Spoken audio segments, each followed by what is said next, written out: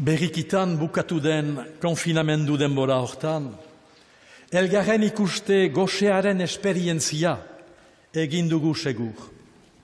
Etxetik ezin ateratuz egon gira, urrun ziren familiakoak ezin besarkatuz, adiskideekin momentu goxo batzu ezin pasatuz, usaiako laneko lagunekin ezin kuhutzatuz.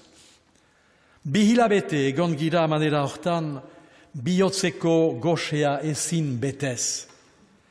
Berdin, gure fedearen izenean usaiaz egiten gintuen elgarretaratze guziak debekatuak izan dira, eta barna aste saindu eta bazkoko elizkizunak. Kasik denak kominiatu gabe, bereziki sahar eta eriak. Bai sekulan ez bezala, bihotzarimen goxe eta egarria senditu dugu aurten. Eta hunanun igandeuntan, lehen irakurgaiak eta evangelioak jainkoak ausarki emaiten dauzkigun ontasunez aipatzen dauku. Lehenik entzun dugu Isaik egiten zuen gomita. Egarri zirezten guziak zatozte urari buruz, dirurik gabe zatozte eros eta goza. Hauxe da ezin sinetxizko gomita. Halere gauza baliosa gure fedearen zat. Mundu huntan frango agarro dira urririk diren gauzak. Denak pagatuz erosi behar ditugu eta ondikotz gerota karioago. Ez jainkoarekin denak urririk dira. Jainkoak bihotzonez emaiten dauzku behar ditugun guziak.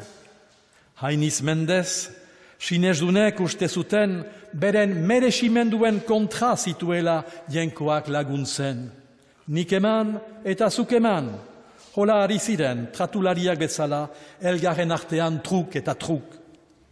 Bizkitartean, ontsa entzun dugu Isaik ziona, dirurik gabe zatozte eros eta goza. Jainkoak gure alde duen amodioak ez du mugarik.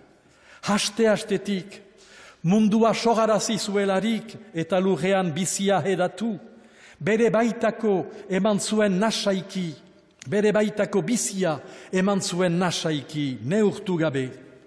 Gizonta emaztea jaikarazi zituelarik, ordu arte egin zituen guziak eman ziozkaten, urririk denetaz goza zitezten, bakean eta elgarren arteko konfiantzan. Bai, jainkoaren ganik diren guziak urririk dauzkagu. Urririk zerua, urririk lura, urririk iguzkia, urririk ura eta airea. Baina nola erabiltzen ditugu horiek oro. Maizenik, zori gaitzez, nola nahika. Batzuk berendako denak hartzen, bertzeak eta maiz gehienak deusik gabe uzten beharrean. Hola da gure mundua, alde batetik baliatzaileak eta bestetik behartsuak. Hola gornatuz, ez gira jainkoak nahi duen bezala ari, arras petik gora ari gira.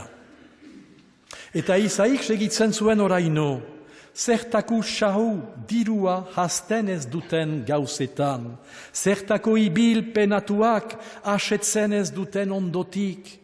Galde hori behar ginuke urrezko hitzekin idatzi gure egun guzietako bizietan.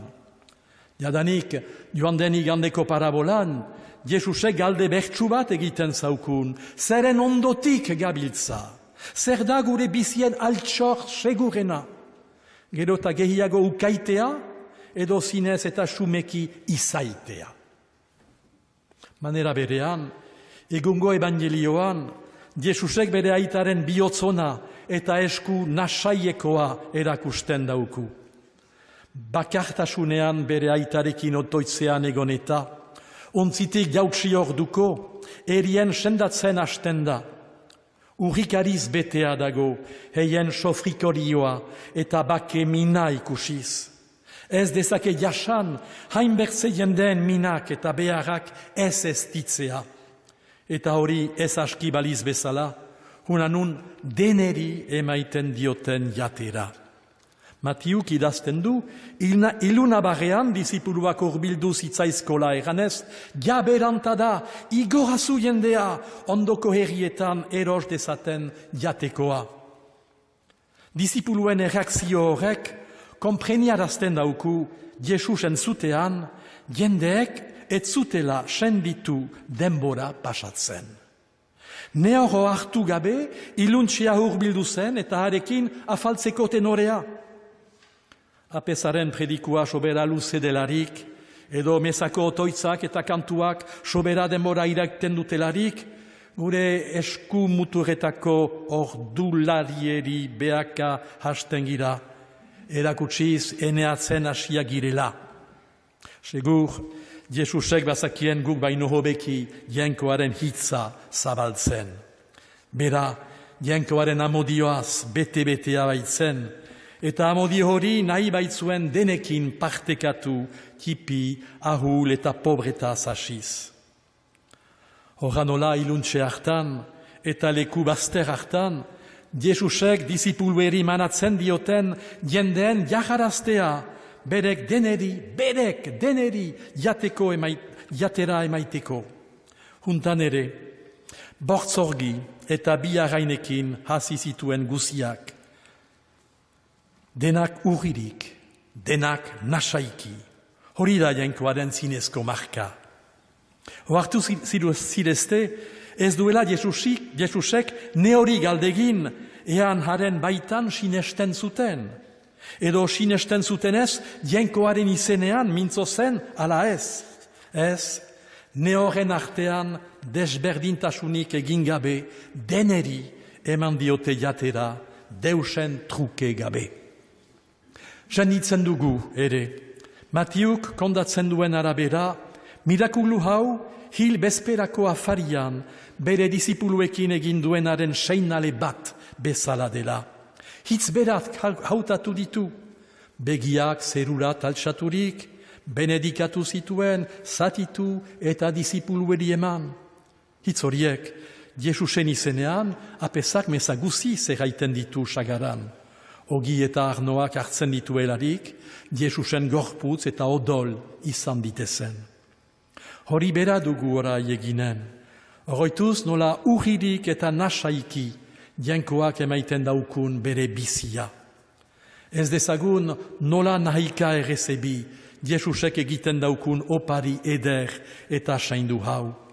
Domaia eta bekatu litake, sahutzen baginu, Jesusek kurutzean eskaini daukun bizia eta harakilako batasuna. Eskeronez beraz, eta errespetu handirekin errezebi dezagun, elgarren artean guziak anaiarebak egiten gaituen janaria. Amen.